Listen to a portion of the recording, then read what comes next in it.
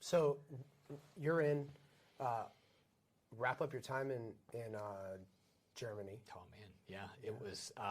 So we got back from Afghanistan. We did, a training cycle as we got back into more, high intensity conflict stuff, kind of looking away from the GWAT.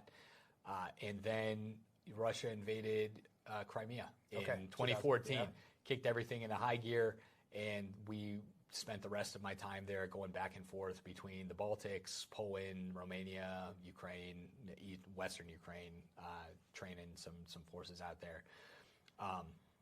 Incredibly fun, but again, I didn't have to worry about the downsides for that, and it was really grinding on my peers and fellow officers and soldiers that had to sacrifice so much time with their families to pick up those deterrence missions. Was the expectation that you were going to be involved? Was it touch and go? What do you mean? Well, involved in the conflict. I don't think anyone really seriously considered that. Frankly, it seemed very far away at the time. Mm-hmm. But it became viscerally real. At least the fear that people had in these places that were a lot closer to Russia than we were seemed very real when you get there, and you're doing a foot march through the Lithuanian woods, and people in villages are like.